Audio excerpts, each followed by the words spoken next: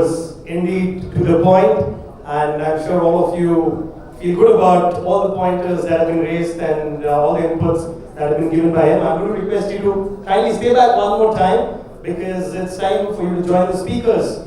Our next panel on the stage, I'm going to invite all of them and they're going to address the point PropTech Reset, highlighting new tech frameworks for future-ready real estate. The session will be moderated by Sarthak, Chief Marketing Officer, Tata Realty and Infrastructure Limited. Sarthak is responsible for overall branding, positioning of Trill and formulating corporate branding and marketing strategy, driving sustainable profit growth for the company. Can you all put your hands together and welcome Sarthak, please? There's also in alphabetical order. Welcome Sarthak. To all our speakers in alphabetical order and in no specific preference, let's give it out for Abhishek Prasad, Lead Idea Labs JLL. Abhishek is into digital transformation and he's a professional and expert in that space. His focus is on real estate transformation at JLL, working on profits, people, and transformation to drive change. We welcome you here. Digvijay, Chauhan, CBO, Technology Insomniacs. Digvijay Singh Chauhan, with over 14 years of experience spread across aviation, travel, real estate, comes with unique position of having built and experimented with technology from multiple point of views.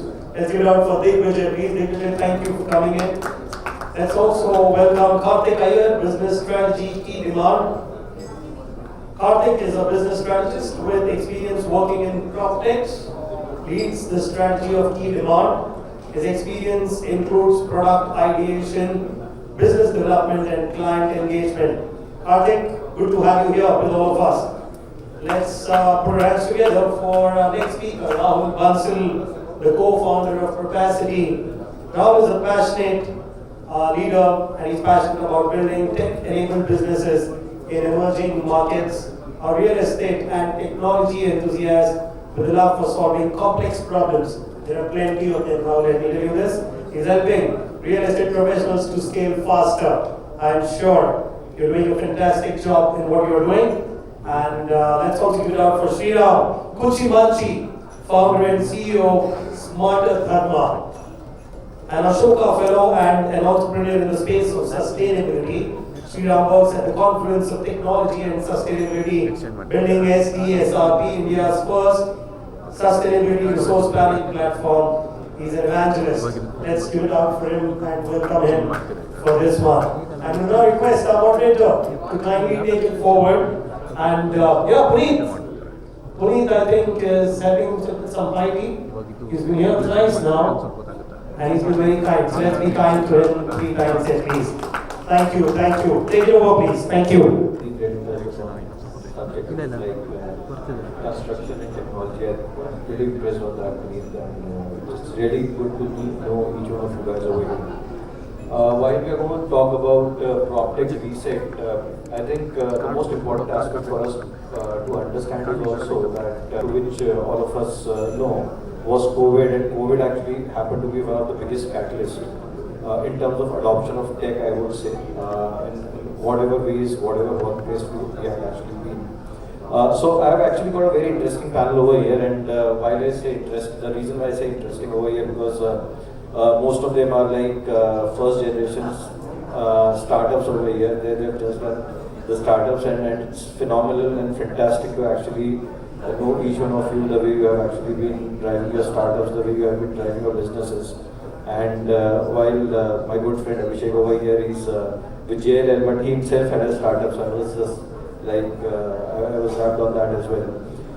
So I think while we are talking from the perspective of tech adoption, we have seen that PropTech, there are 2 ways one can actually look forward to PropTech. One, PropTech as a business model itself, or it's just that adoption of technology to real estate. But when we look at PropTech from a business model per se, it's like there are various different pieces which actually frames the entire PropTech, because one side you can have one particular app or technology driving one piece, another side can be something different. Probably there is something which is on sustainability, there is something which is on construction, there is something which is on marketing. So all of these coming together, it actually defines the entire core of PropTech. I can actually say that. And when from a technology standpoint, another important aspect is I would say two things. One is definitely efficiency, which is all of us really want to drive. Secondly, the transparency. Because in real estate, we know that okay, a lot of our consumers actually say that okay, we have to be more transparent. I would say the transparency what technology actually brings is to a next level itself. What I would do right now is I would actually start up with somebody right in the center over here and Kartik.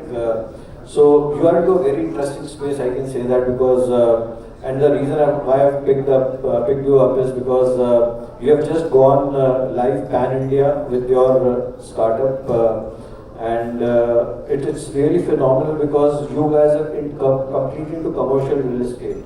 So they actually got a platform which is a listing platform which is into commercial real estate. So we have seen many listing platforms onto residential, but it's quite unique, and I think you are really doing a fantastic job. So if you can just quickly touch upon that. Sure. So first off, thanks a lot, Realty Plus, for having me here and placing me in this amazing panel. So as Sarthak had just rightly touched base upon, so our platform is called Keydemand, wherein it's a commercial real estate marketplace where a brand needs the right set of suppliers, wherein a demand needs the right supply. And what we have done for the very first time is that a brand can put across their exact set of requirements. They can mention as to where is it that they're looking for a store, what exactly is it that they're looking at, and they can jot down their nitty-gritties, and they get that particular requirement fulfilled by either a developer or a mall operator or probably a broker, and they get to evaluate it and they get to work upon that particular requirement. So again, we went pan-India in the month of April. We currently have our presence across 230 odd cities, which includes the likes of all your metros, tier 1 ranging all the way to tier 4 cities. Having a mix of business users and end users in our portfolio, including the likes of apparel brands, including the likes of F&B, including co-working operators. Quite a lot of different business users have they've taken an attention to this, and they have started liking the product and they've started using things. And we are extremely proud to say that we've been able to manage site visits in tier 3 and tier 4 cities as well, which basically helps a retail brand it helps them with a faster time to market. That's all. Thank you. I think it's very impressive because we know, because that's what I was asking, because on one side you've got these IPCs who have actually got all the mandates, the way we know that the bigger mandates, but the way you are looking at doing is market creation in some way or the other, because if the smaller retail spaces, if they've started to come to you, it really speaks volumes about the space what you have actually touched in, because we are talking about the new tech frameworks, and this is like complete new framework what you guys have actually started on. So moving on to Digvijay over here, it's like Digvijay from Insomniacs, and you are like, if I were to say, you're like tech consultants to the developers, and you have been catering on both sides of business, both resi and commercial. So if you can just quickly touch upon what exactly you guys are into. And then subsequently I have a question which is an interesting question for you. So to be honest, what you pointed out in terms of us being the consultants to real estate developers is absolutely spot on, right? But just to touch upon, you mentioned adoption earlier, right? Our journey at Insomniacs as to how we got into technology and how we have built the different tech stacks has actually followed the same trajectory that has been the adoption in real estate. Right?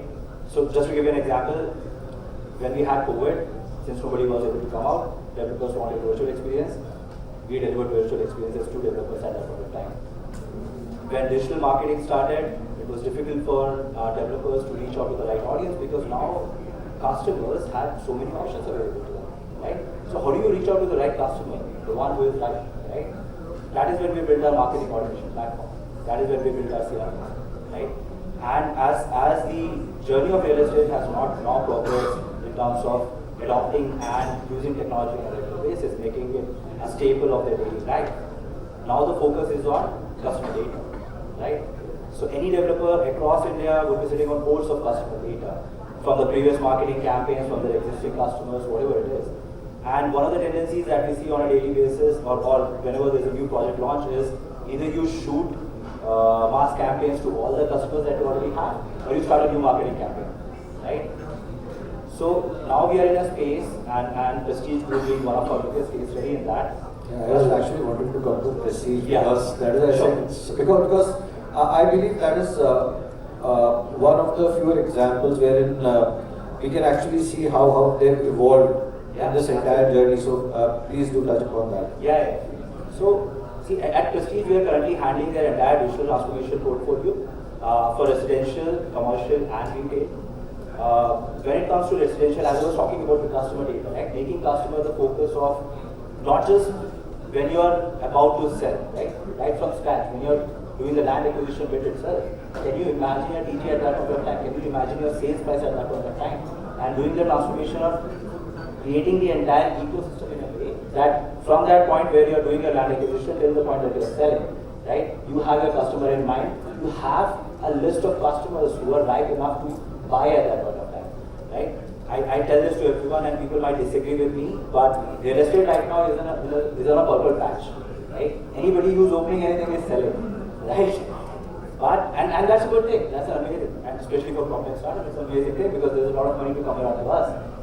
But we have to prepare for a situation or a time when customers are going to reduce and they're going to be much more picky, right? So how do you stand out in the market in terms of the customer experience?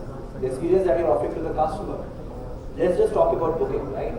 So if you talk about booking, even if you have decided to buy an apartment, it would still take days for that contract to be executed, for that deed to happen, right? Can you make it completely online, right? So what we have done at Prestige is we have reduced the time to less than 5 minutes for the entire booking process. If you say you want to book right now, I can actually book and can give you the booking form, printed, signed, everything in less than 5 minutes, right? With all the KYCs and everything. Right? That is a kind of speed and efficiency which will drive the company, which will drive the entire industry forward, right? Now when it comes to the other spaces that we are doing in Prestige, when it comes to commercial and retail, right? There are many developers like Prestige who have, let's say, put in all these different verticals, which essentially do not talk with each other, right? Even if I talk about tech stacks, people have so many tech stacks, but the data is in silos. There is no exchange of data between those silos. Is there a space where data from commercial, so if somebody is buying, let's say from Zara, from a mall, let's say in Phoenix, is there a way that I can understand that customer is right to buy enough for residential property, right? That's the kind of synergies that are needed, that are going to drive the bigger developers in future, and obviously the tier 2 and the tier 3 developers are also going to be there in the next 3-4 years, right? So that's a kind of, let's say, consultancy that we provide. We help them merge the entire tech stack they have, bringing everything on the same platform so that there is seamless exchange of data, and they're able to leverage each and every bit of data that they have on the customers. So let me just tell you, you've got a competition right over here. You're saying tier 2, tier 3. Yeah. My friend Rahul is already there to tier 2, tier 3. Yeah. And okay. When the time comes, we'll just join hands with them. And also just don't get foxed with, I would say, Rahul's beard and everything. So he's the only millennial in this group. Right, Rahul? Gen Z rather, sorry, not a millennial, my bad. A Gen Z in this entire group. And so over to you, Rahul. While where Digvijay actually built upon, can you really add up in terms of, while they are looking in terms of bigger, robust ecosystem what they are creating, but lot of developers, especially tier 2, tier 3, and where you say that, okay, you have already created that sort of expertise for yourself. These people are like, okay, I don't have so much of time. I just want to implement it in the next 24 hours or 36 hours. rather than thinking through that, okay, it's going to create an ecosystem, it's going to take 6 months to 9 months. So how you have really addressed that situation? And what is, I would say that once you actually go and tell them that, okay, I can actually start up my solution within the next 24 hours to 48 hours, how receptive they are in terms of saying that, okay, yes, we really want to go ahead with this. Yeah. So prior to telling prior to telling you guys more about the psychology behind Tier 2 developers, I will tell you about what my background has been, and I will go really back to where I come from. So my family comes from a small town of Haryana called Jeend, right? My co-founder's family come from a small town in Punjab. My other co-founder's family come from a small town in Ahmednagar, right? And though we have not spent a large part of our lives in these cities, we have heard about stories of our parents having the capital and not having the kind of comfort that they wanted in those cities and wanting to move to Tier 1 cities for opportunities. And it's like Tier 2 cities are not able to match Tier 1 cities because there are not developers who can create that kind of infra. And now it is not like these developers do not have the intent or the capability or the capacity, they do not know how to, right? And then these developers also, and so these developers then also try to buy some small land patches in Tier 1 cities, creating smaller towns, and they are not even, and those Tier 2 cities do not get the benefit of it. So I always say that developers are not constructors, they are creators. So the cities that they choose to create become the cities that can prosper. And that is the idea behind Propacity, that we really want to possibly not focus a lot upon the Tier 1 cities of the city, rather create a platform so that the Rahuls, Udays and Rans and the others of tomorrow can possibly get the kind of an infra that they want in Tier 2 cities. Now when it comes to the Tier 2 infra that we are talking about, it generally starts with the insights that you can possibly give to that Lalaji who doesn't have any. And let me tell you, when it comes to these Lalajis, these businessmen really have massive amount of intent in order to try out technology, but not the way the Tier 1 guys would accept it. So over the last 2.5 years, we tried to create the ecosystem by doing a lot of things that do not scale. Like he talked about joining hands. We joined hands with so many people all across the country. आप marketing करते हो आ जाओ, आप कुछ construction के अंदर करते हो आ जाओ, आप कुछ interesting कर रहे हो property space के अंदर, real estate space के अंदर आ जाओ. And we created more than about 100 partners that these developers can leverage via our platform. And then we also realized that these brokers on the other side that these developers want to partner with, these high-end brokers, the ICPs are not partnering with these developers because they do not have confidence. So we created brokers for them. We realized that all these Tier 2, Tier 3 cities run on a word of mouth. So while they are running on a word of mouth, and brokerage in itself is a word of mouth business, how can we educate brokers in order to experience real estate as a profession? So on one side we created an entire marketplace of vendors from which we could join hands. On the other side we created technology that could be deployed in a Lalaji's ecosystem within 24 to 36 hours and can give them entire automation across pre-sales, sales, marketing, inventory management, collection, everything. And also at the same time understanding how they can build exactly what the customer needs so that they can create a supply, so that tomorrow a tier 2 guy or a tier 3 guy doesn't have to look to a tier 1 city and say that yaar ye maal wahin par milta hai. Right? So that is what the idea of Propacity is. We want to add velocity to property entrepreneurs all across the country. So property plus velocity is Propacity. And trust me, when it comes to these tier 2 developers, tier 3 developers, these guys really want technology. Nobody is reaching out to them, right? And nobody, like, there is a lot of show off happens when a tier 1 technology player goes to a tier 2 developer कि sir हम इसके साथ काम करते हैं, इसके साथ काम करते हैं, इसके साथ काम करते हैं. Boss, but that doesn't change my life. How can you really help me understand the value that your product will give rather than the product that you're giving me? So that is exactly what we are primarily focusing upon. And yeah, the journey has just started. Thank you so much, Rahul. So we have been talking about, I would say, through PropTech, two most important things. One is driving efficiencies and transparency. But another thing which I believe is a part of our lives now is going to be sustainability. And who better than our friend Sriram over here can actually talk on sustainability. The amount of work what they are doing is phenomenal. Also, to create sustainability from grounds up, which is like before even the building is getting constructed, because whatever sustainability we have been talking into real estate is that, okay, once your project is done, the building is delivered, then everybody starts thinking on sustainability part of it because it's a part of ESG mandate now. However, I think Sriram, if you can just deliberate on that part and then actually share with our audience over here what you are doing, and then definitely there are other things also what we have to ask. Okay. Hey, thanks, thanks, Reality Plus also. Simply put, what we do is we tangibilize sustainability from design point of view, and you know how to sell it to your customers. 100% of the people we work with, construction as well as non-construction. Swiggy was the client, Featherlight Furniture was the client. All these guys also tell us, Acha, make us sustainable, help us reduce our carbon footprint, but sell this idea to our customers. Right? So that, as Sarthak can ascribe to, is a very critical part of the marketing. So that's something we do. We help them designing well and sustain. But the key thing was, how many builders here in this room? I am not seeing anyone. Okay, so most of us think that sustainability is an esoteric thing, right? I'll go to LEDs, I'll not use plastic and I'm sustainable. But when it comes to a building, we are not sure. We think that we do rainwater harvesting, it's done, or nearly 100% of builders believe that sustainability is more expensive.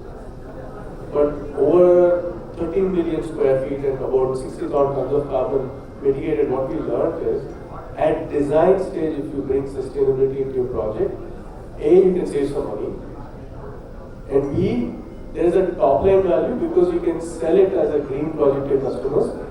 It's the topic of the year, right? Topic of the last 2 years, net zero. So you can actually sell that idea to customers, and there's a top line value. We have obtained examples of how some of our customers have done that. So that's what we do. Simply put, we bring tangibility. One thing what Sarthak was asking me to talk about is the key difference. And there are a few platforms. We have a technology platform which helps that. But there are others who do post-competency. What I think the industry should learn is move from CSR to ESG.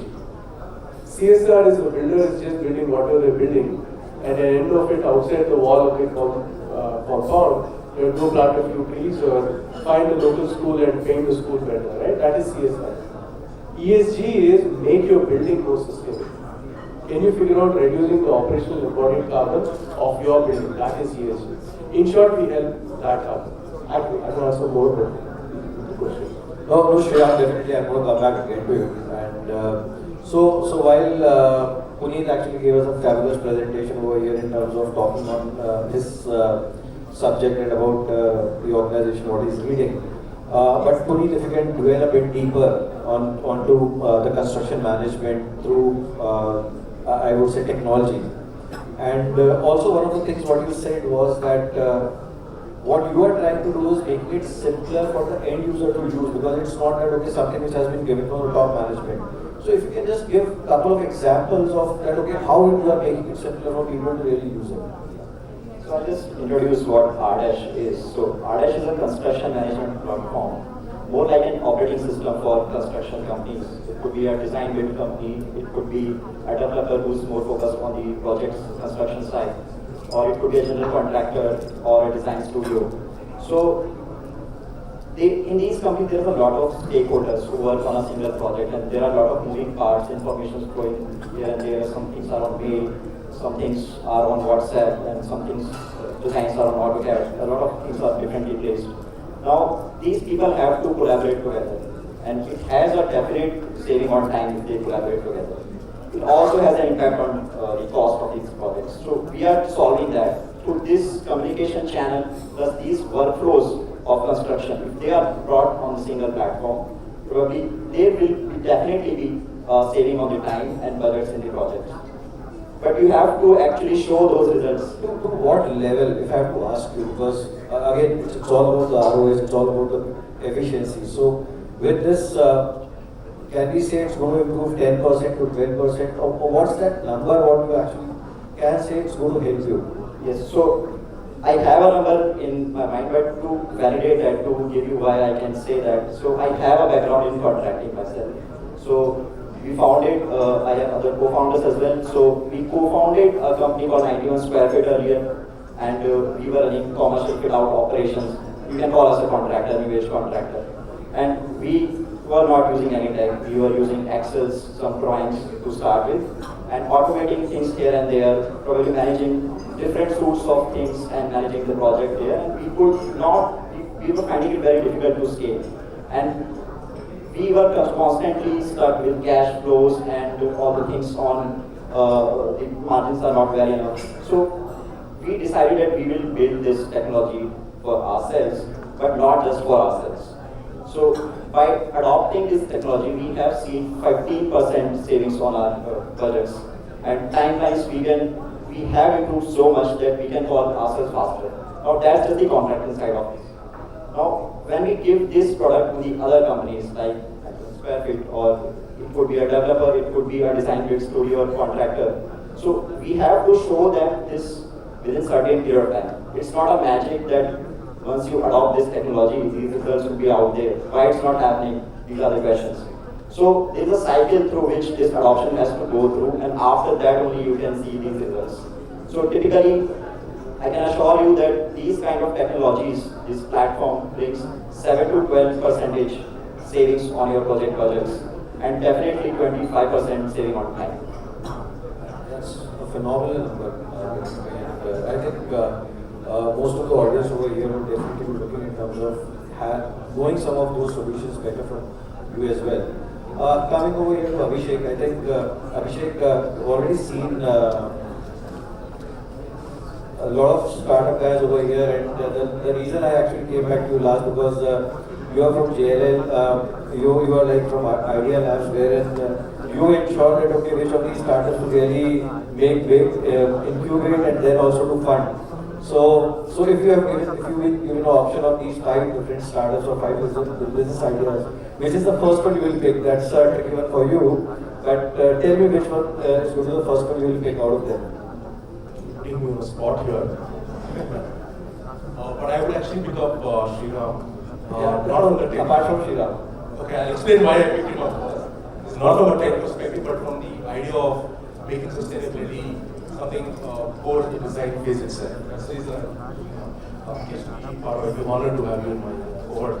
But apart from that, I would like RDash as well. Primarily because in the construction phase, exactly what you said, we have discoverability problems within our own processes, we have connectivity problems within our own processes, and then of course scaling it, right? That's what technology should be solving.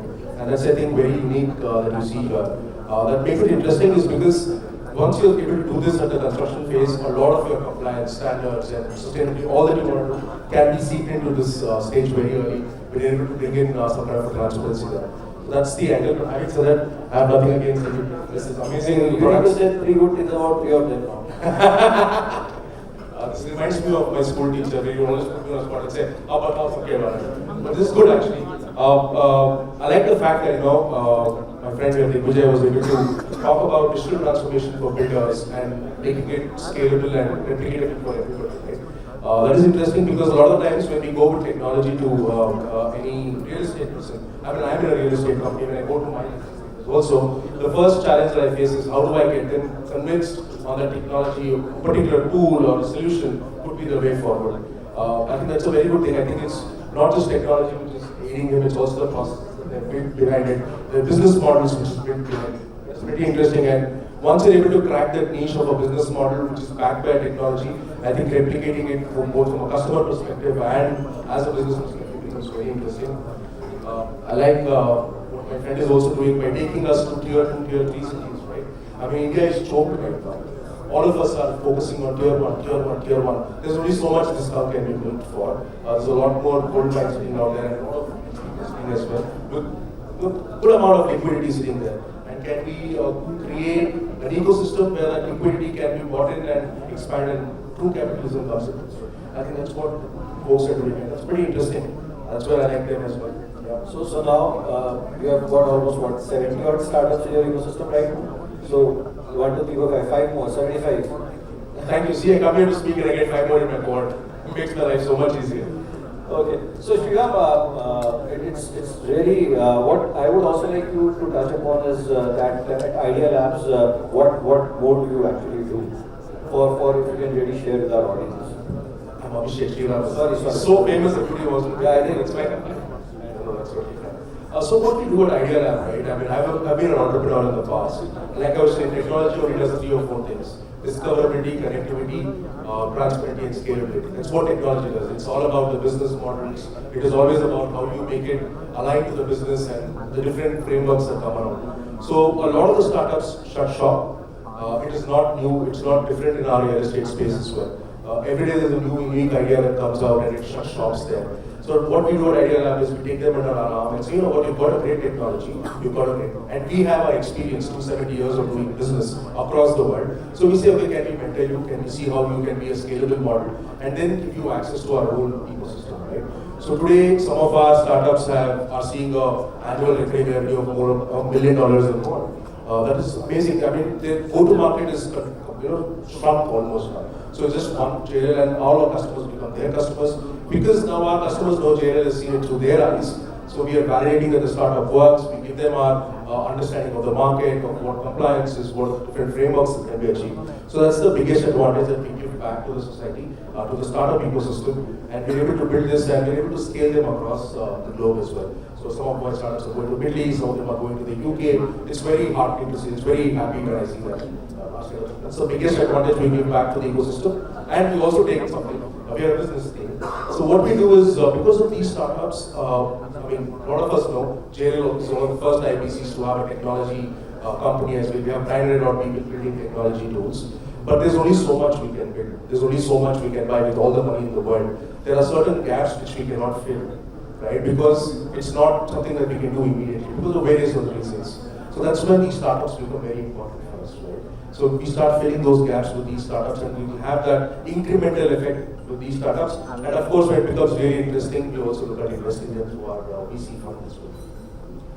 Thank you, Abhishek. I'm now prepared myself. So, no, it's really great to, and you have rightly said that you just cannot do everything by yourself. You really have to look onto the broader ecosystem, see where you can collaborate, and then how you can scale from there itself.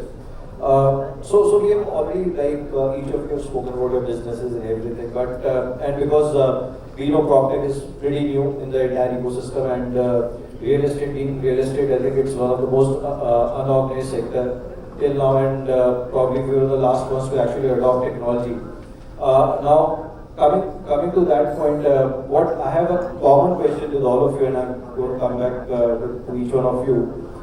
Is that whenever you have pitched your products, how difficult it had been for you to really convince the top management? When I say the top management, the CEOs, the CXOs, and today we know that a lot of the smaller developers themselves are there, so which is like the so-called allergies. So how it had been actually difficult? How these people, how much percentage have actually been receptive? And each one of you can have a different use case, believe me. And also from a perspective, while they have been receptive, but finally how many of them actually took to the solution? So it is almost like a typical brand funnel, which is like from awareness to clarity to consideration and purchase. So this is how I would say. So if you can really start up with you, Puneet, what has been your experience? That's an interesting question. Actually, it's a real test for us as well.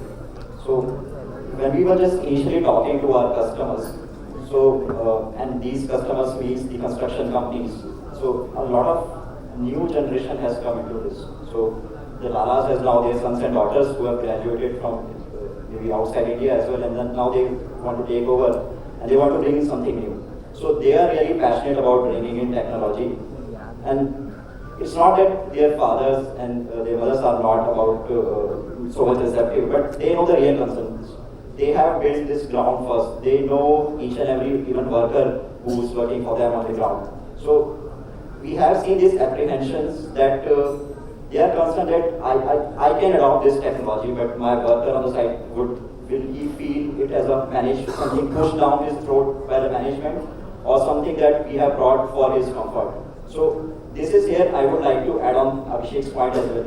So technology should not only be seen from the point of bringing just visibility, efficiency, or discoverability and scalability. It should also be seen as something that can bring comfort. Because in PropTech, there are a lot of people who are doing grunt work. Whenever we think about construction, we think it should be tiring. So So can we bring something easiness in their life? So for that to happen, these things have to be very, very easy to use. And this is something where now in India, technology has moved forward. And we have so much good engineers, so much good designers that we can build for this Indian masses better than the Western companies. So that's my take on that. How about you, Sriram? How much resistance you have faced? Because again, when we talk from a sustainability standpoint, it's not just about the adoption at the top management. So probably they might be more keen. But even to go and speak on sustainability, because it's all about that, okay, sustainability is from a long-term perspective and people really want the results now. So with Puneet even going and saying that, okay, if you are doing this construction over a period of 1.5 to 2 years, you'll still make 15% of the savings. But in your case, it is not that 1.5 to 2 years, it is probably going to be 2 decades or 3 decades going forward, where it will get a bigger pie. And also, one of the things what I really want you to touch upon while you were deliberating was that you said that you quantified in terms of saying that, okay, this is the per square feet value which is going to come to you if you are actually doing a sustainable project. And so how you are able to derive that? And then I believe that is going to be a bigger talk in your pitch, because again you have to quantify. Thanks. So this journey at multiple inflection points, I would say even though Spartan was older, 2018 is where massive inflection happened. Till 2018, when we used to work with anybody, builder or non-builder, there used to be two questions. First they would say, what is climate change? How is it impacting their industry? How is their work impacting global warming? Once that is answered, then what can you do for them? Usually it used to be these two questions. But late 2018, something happened. The first question was answered. Post 2018, everybody started meeting. And most of the time we used to meet leadership. Whether it is Sriram, whether it's Bill Gates, whether it's Bill, anybody, it's always the leaders. Because you're right, they are the ones who have the vision towards becoming sustainable, right? And back in 18, 19, 20, it was still the future. Today we talk about present. Climate change is no more a future problem, it's a current problem, right? So 18 was a massive inflection. After that, the proof of that is our revenue scaled up too. As soon as that happened, 19 onwards, nobody is asking us, why should I bother about climate change? They're saying, I need to bother about it, tell me what I should do. That was one big change. Second thing is, always numbers help. We learned it the hard way. We initially was trying to tell people, this is the right thing to do. And Initially it was gyan. Now it is numbers. Now it changed, right? So, I would always say, we crossed the action threshold. The curve, the early adopters were there, they always felt they should do the right thing. But we reached a point where real estate developers are coming and saying, give me numbers, it makes sense, I'll do it. And so we had our way, we would be able to quantify every idea, every solution. But the key thing here, and this is key for us to understand, is sustainability cannot be looked at in silos. You cannot just work on water, just work on energy, just work on waste, just work on material, and assume you will be sustainable. A simple example, a little deeper. Bangalore as a city, we are in Bangalore. Bangalore as a city is every day minus 640 MLD. We are actually negative by 640 MLD. What we need to what we have today. Which means every project, every time an apartment community or a commercial is raised, you are going further negative. Right? So 135 liters per person per day is an NBC standard, National Building Code standard. So any builder saying a meeting mandate is of no use because you're actually adding to it. Right, so we say now, how do you go down? Can we design your project to 110 LPCP, show you 25 LPCP savings, and see the value you're creating, A, for your resident, because they're saving money on factor purchase, B, to the city, because the freshwater demand is reduced. So there are, you have some shops you can showcase on Facebook, etc. Builder showcases saying they're aiding the city. So all these started making sense. So for a city like Bangalore, we talk a lot of water. A city like Hyderabad, we talk energy. A city like Mumbai, we're talking energy and waste. So each city, based on the kind of project, we're talking different things. And it's actually moving. But internally, our team designs everything together. I can give more details, but that's essentially how we do it. And now we have matched it out, we have patented algorithms where we automatically, we've gone one step further. Now if a builder comes and says, hey, I have a 10-acre piece of land, I'm going to 1,000 apartments, and here's a location. We can now automatically say that you could be 35% self-sufficient on energy. You could be 80% self-sufficient on water. You could reduce your embodied carbon by 35%. All this will cost you 45 rupees per square feet. And this is the value top line and the bottom line value. We give these 5 numbers, and then the design comes. I think it's a good proposition because if you're quantifying it somewhere, I believe, being a marketer myself, what I can say is that the positioning of the project itself changes. You can actually command that sort of a premium very, very easily, and believe me, you command a premium of 2x or 3x of whatever amount you're actually putting into that piece of getting into a sustainable zone itself. So I think that's good. And the last one, the percentage, if you can just tell me, what's the percentage adoption till now? Yeah, so since 21, especially post-COVID, has been fantastic. More and more developers are saying we need to do this. The challenge we see sometimes is builders will say, I'm already doing some sustainability, please help us market it. And we always go back and say, if you're doing 135 LPCD, giving the water thing, then I cannot help you market it because it's every builder is doing 135 LPCD, right? So once we do that, everybody wants us to market. It's been very high success on that. Design goes a little lower. Again, the flavor of the year has been net zero or IGBC certification. Anytime we talk these, it's been very high adoption. In fact, I actually feel we need more sales and we'll do more. The sales team, the team is so inundated with work, we're actually getting high success rate on that. Especially in South India. Sorry to do this South North, but actually we've seen that adoption is higher in South, adoption is lower in North. I don't have an answer, somebody can help me there. I was actually making a better case for him. But one thing I want to add though, we have a project in Bangalore, which I think is the first one in the country where on your cost sheet, right, you normally will say pool facing 25 rupees per square feet, right? 11th floor, 50 rupees per square feet. That's the PLC. Right? Now there's a project here which sold out, which has green fee 50 rupees per square feet. One of a kind, and they have put green fee 50 rupees per square feet. So that works. That's the new way. I'm going to implement it very soon. Yeah, anyways, going to come up with a launch very soon over here. Okay, Rahul, what about you? Because I believe the Lalajis of the world have been troubling you quite a lot. But yes, the receptiveness has really increased. But it is all about the adoption. That what's that percentage of adoption which has actually increased, and how easy or difficult today is for you to really go and pitch your products to them? Yeah. So, I'll start with the fact that one thing that we realized very early in our journey of adoption is that all these Lalajis are great listeners. Okay? So that is true. They would want to listen everything that you want to propose. At the end, they might say, "Humne nahi chahiye." Okay?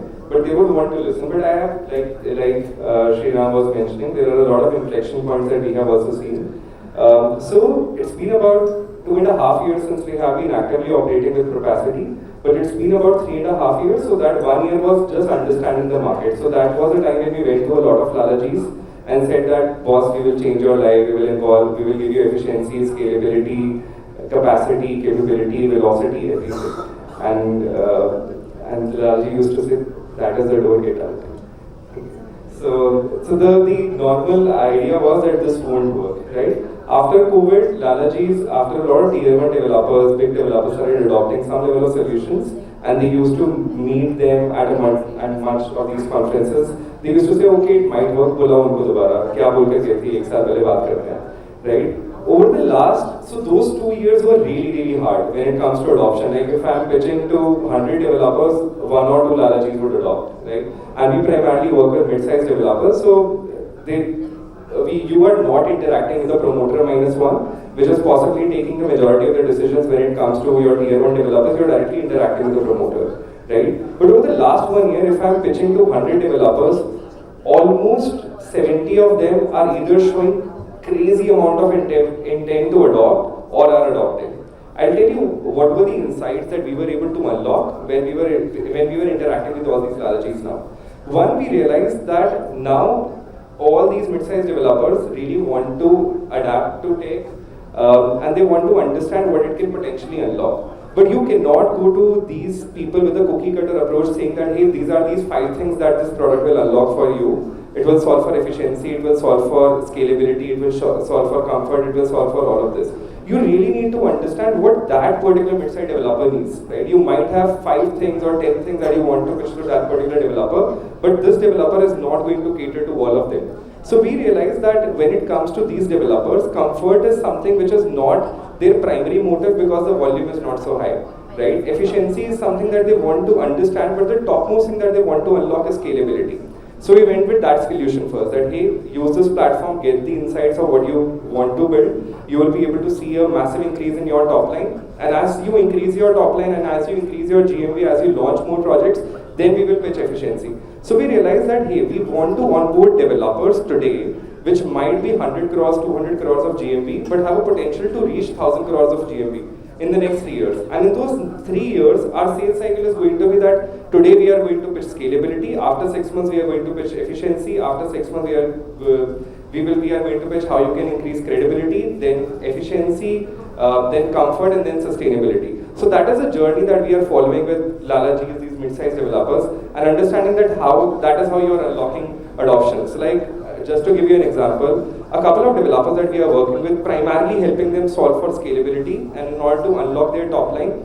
These guys, like one of the developers that we work with is in Pune. So they were selling 1 BHKs in Pune for 40 lakhs. Now the same 1 BHK they are selling for 70 lakhs over a period of 2 years, where the other competitors, which are tier 1 developers, are selling at a much lesser price. There's another developer in Haridwar, which is selling a 3 BHK low-rise apartment in Haridwar for 2 crores. The entire project is sold out. While a tier 1 developer in the same micro market is selling a 3 BHK for 50 lakhs, 60 lakhs, or villas you can get in 1 crore.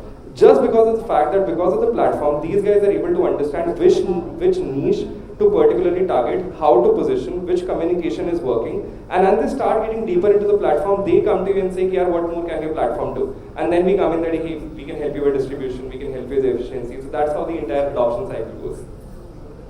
Thanks, Rahul. I think it's all about how you are able to unlock the power of the data, and which is something I believe technology actually does to you if applied in the right manner.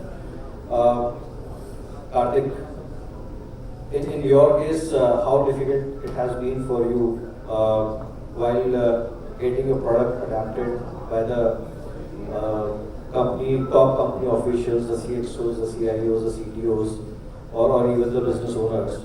And now, in the last 3 to 4 years, how we have seen those changes happen. So, first off, ours was a new concept adapted on an existing framework which was there, right? So, our counterparts from the residential side had paved the way for us to reach to developers and brokers primarily. So, to name a few, let's say the likes of housing.com and Magic Bricks and stuff, right? They had, immense presence across tier 1 and also across tier 2, tier 3 developers as well, right? So, that was there. So, the platform adaptability with developers was not much of a challenge per se. But yes, their expectation was still with respect to the real estate, the residential bit. Kitna lead aayega mujhe?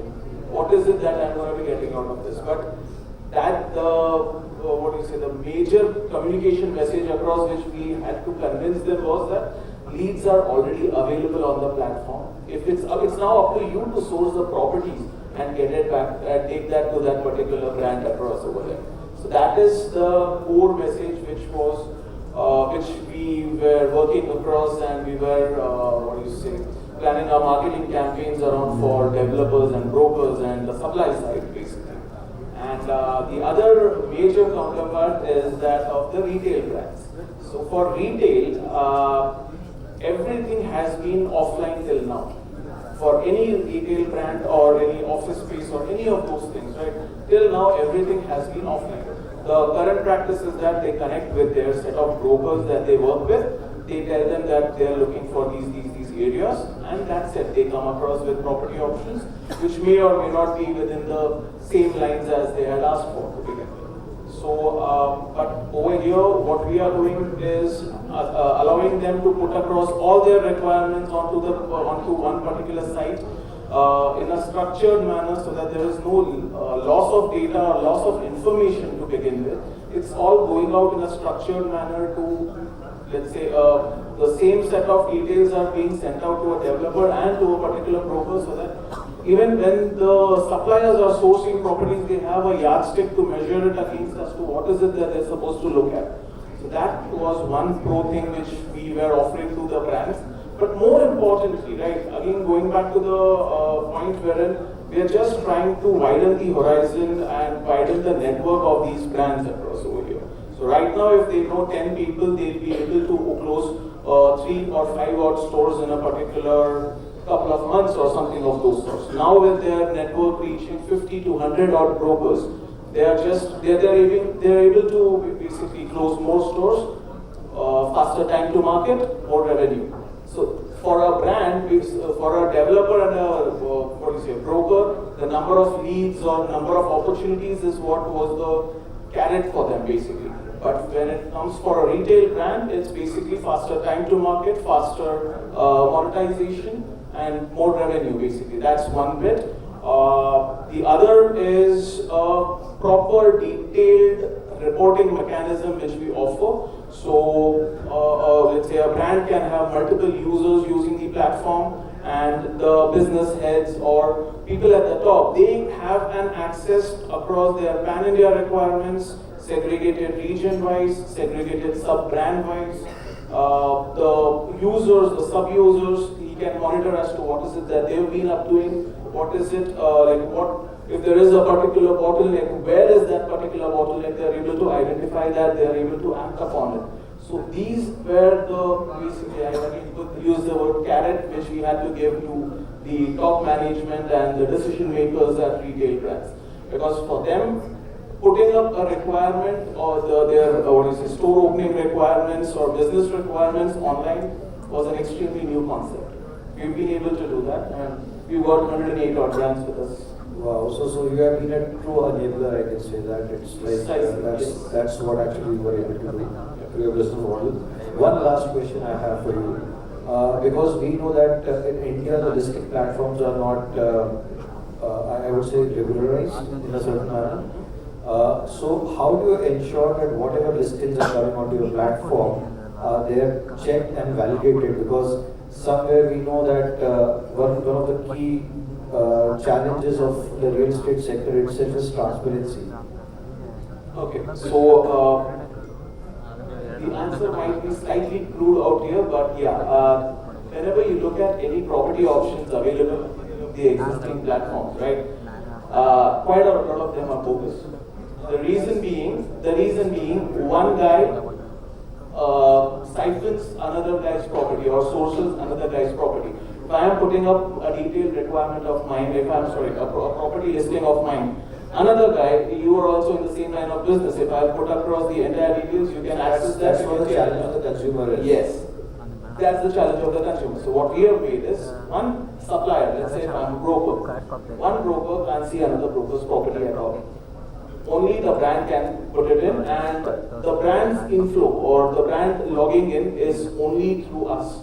It can't be that a brand has directly logged in and they have started using it. It won't be that way. So there's a restricted entry. Each occupier or the one who's putting up a requirement is minutely curated, and there is a verification that happens at that end, and we take a top-down approach again from here. So we get the requirements directly from the horse's mouth. Got it. Digvijay, coming on to you. So again, the same question. The challenges what you would have faced or are still facing from the top management in terms of the technology adoption, and how much it has reduced to your earlier days, because I believe your organization is almost 9 years old now, to what pre-COVID was and today post-COVID, and especially in the last couple of years. So how has been your journey? I think just adding to what everybody has already said, I think it's a common theme that for all PropTech founders, adoption in real estate is always difficult enough. right? So we face the same thing at the start of our journey, right? Wherein we would get into detailed discussion, signing of the contract and everything. They would basically include a clause for using the platform for a month or so, free of charge, and then nothing happens later. Right? This was a repeat thing which happened many times. But I would say that two things which have changed post-COVID or in the last 3-4 years. The first thing is the perception of the industry towards technology. Right? Technology was always looked at something which is good to have. Right? It's good to be on the platform or on the stage and show that my analytics look at this. Right? But when it comes to actually selling, I just care about the money which is coming in and the customer, whether my sales guy is able to talk or not. That was the perception before. Post-COVID, the perception has massively changed. To be honest, and I might be wrong, but the CIO position actually you see in a lot more real estate companies now than what you saw before COVID. Right? It didn't. And not to joke about it, but it used to be the IT head before. Right? Now you have CIOs, right? Who can actually drive the company towards a vision, right? So that actually has helped PropTech startups like us massively. Second thing that I would say is this a slight pivot that we have done. I've spoken about building the ecosystem, bringing all the tech stacks together, ensuring there is flow of information from each and every touch point at each and every stage, right? And that has helped us in pitching to the customers in the right way, right? It has helped us in 2 ways. For example, hypothetically saying, if I was pitching a marketing automation platform, then I would say that I'll reduce your CAC by 33%, right? If I'm only in marketing, and I'm only automating marketing, real estate is not e-commerce, right? You don't just get the entire transaction money in one day. It's a 5 years journey, it's a 6 years journey. Till the construction is completed, you don't get your full money, right? So till that happens, the 33% CAC that I promised you on day one hasn't actually realized, right? So anybody who's saying that if they do not have an ecosystem view that as to how collections can also be managed and make sure that are happening on time, right? Even a month's interest can cost you a lot. That can take away the 33% CAC you were promising. If somebody is able to do that, that shows to the developer community that this person has this organization has a bigger understanding of the entire business, right? So it does 2 things to you. First of all, yeah, for the Cat A developers, they have all the tech stacks easier for them to visualize the entire digital transformation journey. For the Cat B developers, they know that I can stay with this guy for a long period of time. Even the first piece of technology that I can take with them, right? The second piece of technology need not be in isolation, right? It will be the continuation of the good work that we are doing, right? So the long-term value of the client itself has increased. And secondly, when they see the kind of knowledge that we've gained having worked in real estate for the past 9 years, and bringing it about in each and every touch point, each and every aspect of their business, conversions have become much easier, right? So it is all about working as business partners along with all the associates with whom you are actually working and solving their requirements. Okay, so Abhishek, I have got a different question for you, obviously, any raise of hands I can have if anybody from this group is also a startup. Anybody from a startup ecosystem in this group sitting over there? Okay, so there are a couple of gentlemen also. So the question what I have is, and predominantly it is for all 5 of them, is how to really create or develop a scalable startup because it is PropTech, we know that it is very new, nascent, it is still in the developing phase. So if you can really throw some light on that. It's a good question actually.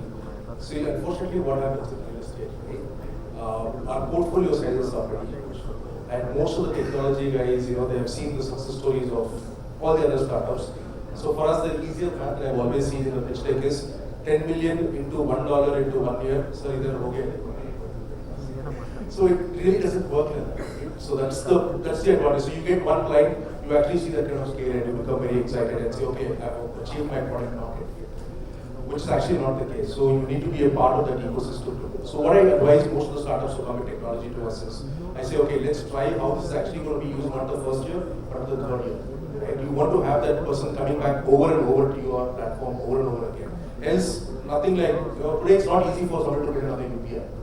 Because every day, for every touch point, I'm actually using UPI, so that's the kind of stickiness I have with the platform. Right? So it is very essential for us when we look at a startup that says, you know what, I'm going to be part of this journey, like what Digvijay wants to say, right? 5 years ke baad kya hoga?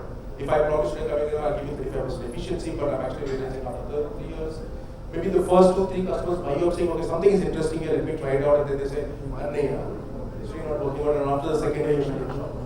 Right? So it becomes very interesting for us to see how you're actually part of the entire process. That's the first thing that we look at. Second thing is, it is not about your early success, but how much of the customers actually drop in. So that's the second analysis that we do with our startups, and we say, okay, if these customers are dropping out, why are they actually dropping out? And that's a bigger challenge for me as an innovation lead as well, right? Because getting customers is not a big deal. Because unfortunately, I am a chair and I get access to customers, it becomes a lot more easier.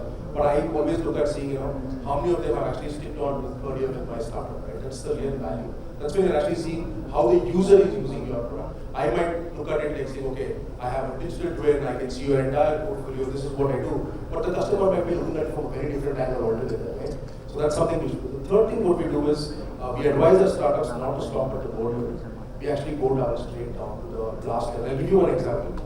If one of us can go to this, I will not give the name, but it's in the neighborhood, it's an eatery. It's a completely sustainable eatery. You go there, and this day gives you only one tissue paper. And I've actually seen people sitting there in the middle of their dinner and saying, you know what, I want another tissue paper. She says, no, I cannot do it. And this is not the owner of the store, but actually the person waiting the table. And he actually explains, because we are a sustainable brand, giving you one tissue paper actually helps us save so much. If for every technology, translates to not just the board, to the first level, to the second level, to the third, or the ground level, if they start seeing technology as their friend, or if they start believing in that concept, that is where we have actually transformed, we've achieved a true product market fit, because nobody else can shape through.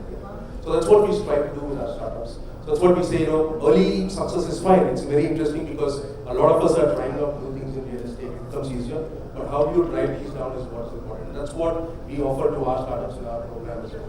And that's how I say, then you can actually build scale, because you understood capital. Because it's all about the customer stickiness, that okay, if you're having those customers who are not losing out, then definitely you can really scale up from there. Alright, so thank you each one of you over here. I think we are just running out of time, and rather we are at time. And it was really nice to interact with each one of you, having different perspectives in your own business, in your own startups, and really understanding more from the side that, okay, while we're talking on PropTech, the efficiencies, what it is actually bringing in, the scalability, what we can really drive through this entire ecosystem is going to be enormous. And I think it is just the starting point right now, because there's a long way to be covered, and the way I said that real estate is still one of the most unorganized sectors. So by the time it is going to be organized, the scale and volume of each of the businesses of what you guys are doing is going to be multi-X. So thank you so much once again. So thank you audience for being a patient audience, and we really, if any of you have got any of the questions for the panelists over here, we are much happy to answer.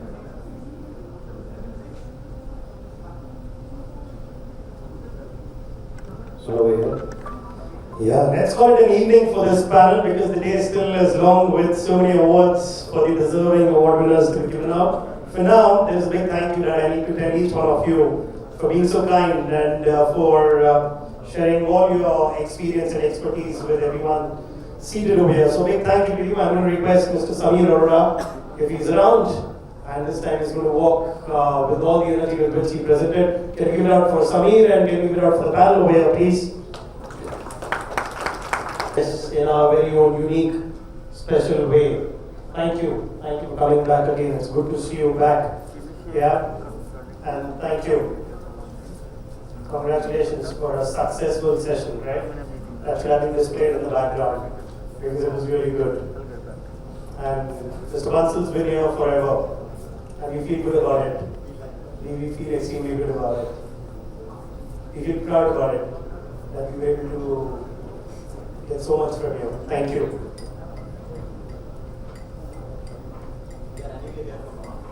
Oh yes, that's double the honor. So thank you.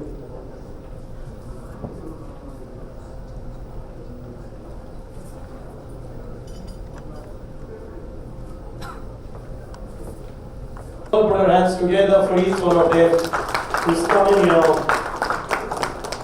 and poured their heart and love out for all of us. Yeah, I think they deserve a big round of applause from each one of us, and let's thank them for opening up this encyclopedia of knowledge for all of us. Thank you. And a big thank you to Mr. Bansal for all his patience, yeah? He deserves a thunderous round of applause, I think, right? Thank you so much. May I request you to kindly come forward for a group snap?